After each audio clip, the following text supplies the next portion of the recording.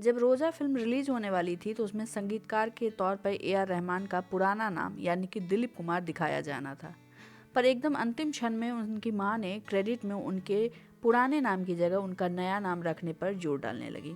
चूंकि यह रिक्वेस्ट एकदम लास्ट मोमेंट पर की गई थी तो बदलाव करना संभव नहीं था, लेकिन ए.आर. रहमान की मां यानी करीमा बेगम अपने जिद पर अड़ी रहीं। उनका कहना था कि रोजा मूवी में, जो कि ए.आर. रहमान के करियर की पहली फिल्म थी और उनके भविष्य को तय करने वाली थी, में भले ही संगीतकार के तौर पर उनके बेटे का नाम मेंशन ना किया जाए, लेकिन अगर किया जाए तो उसमें उनका नया नाम हो, जो दिलीप कुमार ना हो, जो कि उनका पुराना नाम था। एक संगीतकार जिसका करियर उस फिल्म से शुरू होने वाला था, उसमें उनकी मां ने उनके नए नाम को इस्तेमाल करने की जिद आखिर क्यों पकड़ी? ऐसी खतरनाक जिद जो कि उनके बेटे के भविष्य को बिगाड़ सकती थी। उन्होंने यह रिस्क आखिर क्यों लिया? आखिर ऐसी क्या बात थी और ए.आर. रहमान के भविष्य पर, उनके करियर में इस नाम का आखिर क्या इम्पोर्टेंस है?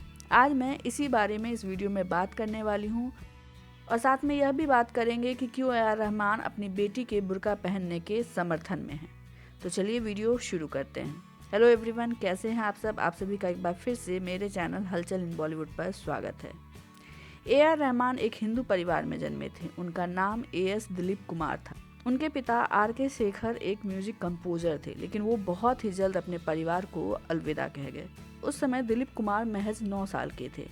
परिवार पर दुखों का पहाड़ टूट पड़ा और वह पैसों की किल्लत से जूझने लगा। पिता की संगति में ही दिलीप कुमार ने म्यूजिक इंस्ट्रूमेंट्स बजाना सीखना शुरू कर दिया था और अब पिता की मौत के बाद वही म्यूजिक इंस्ट्रूमेंट्स वो रेंट पर देकर अपना थोड़ा बहुत खर्चा निकालने लगे। उससे इतने पैसे नहीं आते थे कि जिससे घर चल सके। घर और पढ़ाई के बीच दिलीप इतने बढ़ गए कि वो एग्जाम्स में फेल होने लगे। फीस नहीं भर पाने के कारण उनकी मां को टीचर ने दिलीप को लेकर भीख तक मांगने की सलाह दे डाली थी। दिलीप ने दूसरे स्कूल में दाखिला लिया और वहां उन्होंने कुछ और बच्चों के साथ मिलकर एक बैंड बनाया। फिर वो ऑर्केस्ट्रा में काम करने लगे। इस दौरान उनकी उम्र 11 साल के आसपास थी।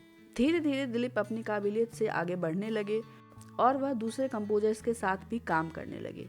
वो धीरे धीरे अपनी उम्र के साथ साथ अपनी पहुंच भी बढ़ाते जा रहे थे। उन्हें डॉक्यूमेंट्रीज के लिए म्यूजिक बनाने और एड के लिए जिंगल्स लिखने का काम मिलने लगा। दिलीप धीरे धीरे आगे तो बढ़ रहे थे, लेकिन उन्हें अपना नाम बिल्कुल पसंद नहीं था। उन्हें लगता था कि उनका नाम उनकी पर्सनालिटी को, उनके काम के नेचर को सूट नहीं करता है। एक तरह से वे अपने इस नाम से नफरत करते थे। दिलीप के परिवार की आर्थिक स्थिति पटरी पर आ गई थी, लेकिन अभी भी बहुत कुछ सुधरा नहीं था। घर में पैसे को लेकर अक्सर तनातनी रहती थी और अब उनकी छोटी बहन भी बहुत बीमार रहने लगी थी। साल 1986 में दिलीप और उनका परिवार एक पीर से मिला जिनका नाम था कादरी साहब।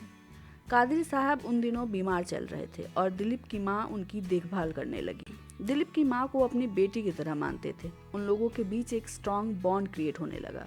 उस समय दिलीप 19 साल के थे।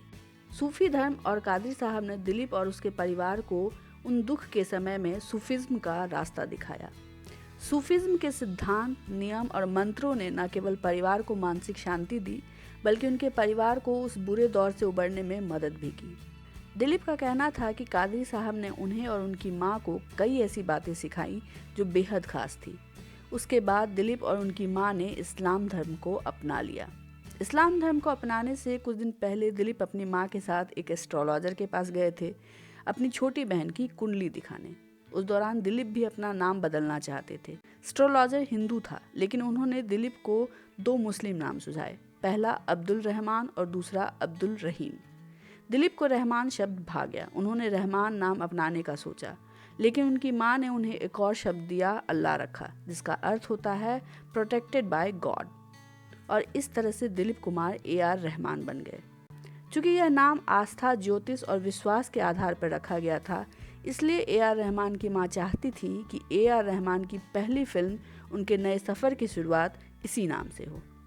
इस्लाम धर्म में उनका अगाध विश्वास बन चुका था और अब पूरा परिवार पूरे ईमान के साथ इस धर्म को प्रैक्टिस कर रहा था। कई लोग ए.आर. रहमान से यह सवाल पूछते हैं कि क्या उनका नाम और उनका धर्म परिवर्तन उनकी इतनी सफलता का राज है? तो इस पर ए.आर. रहमान का कहना है कि यह इस्लाम धर्म में कन्वर्ट होने के बारे में नहीं है, बल्कि यह खुद को तलाशने के बारे में है।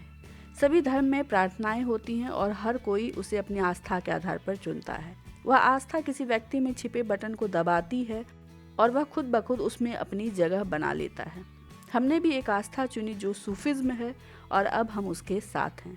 जब ए.आर. रहमान से यह सवाल पूछा गया कि क्या धर्म परिवर्तन से उनका समाज या उनके आस पड़ोस के लोग उन पर दबाव डालने लगे या गुस्सा थे, तो इस पर उन्होंने जवाब दिया कि जब हमने ऐसा किया तो हम आर्थिक रूप से पूरी तरह इंडिपेंडेंट थे, इसलिए किसी को कोई मतलब नहीं था कि हम क्या कर रहे हैं। ए.आर. रहमान अपने काम की वजह से हाईलाइट तो रहे ही हैं, लेकिन दूसरी जो सबसे बड़ी वजह रही है उनके हाईलाइट होने की, वो है उनका धर्म परिवर्तन। इस्लाम धर्म को अपनाने के बाद अक्सर उन पर छोटे मोटे सवाल उठते रहे हैं, लेकिन जब उनकी बेटी खतीजा बुर्का पहनकर इवेंट्स में हिस्सा लेने लगी तो उन पर इस्लाम की संकीर्णता थोपने का आरोप लगने लगा। इस पर हालांकि उनकी बेटी ने कई बार कहा कि वो अपनी मर्जी से अपनी आस्था से बुर्का पहनती हैं, लेकिन लोगों के आरोप रुके नहीं। जब इसके बारे में ए.आर. रहमान से पूछा गया तो उनका कहना था कि धर्म किसी पर थोपा नहीं जा सकता, यह सबकी पर्सनल चॉइस होती है। उनका कहना था कि अगर इस्लाम में आदमी को बुर्का पहनने की इजाज़त होती तो मैं भी पहन लेता, क्योंकि बुर्का पहनने के बाद आप फेमस होने के बावजूद कहीं भी जा सकते हैं, कुछ भी कहीं भी खरीदारी कर सकते हैं। मुझे लगता है कि बुर्का में मेरी बेटी ने वो आज़ादी ढूंढ ली है। वो अपनी काम वाली के माँ के फ्यूनरल तक पर जा सकती है बुर्का पहनकर, और चूंकि लोग उसे पहचान नहीं पाएंगे तो वो शांति से उसे अटेंड भी कर सकती है।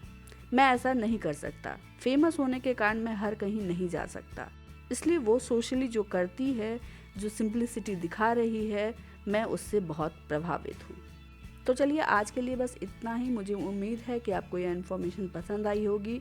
अगर पसंद आती है तो प्लीज़ इसे लाइक और शेयर करें, चैनल को सब्सक्राइब करना ना भूलें और अपना ध्यान रखें। Thank you so much.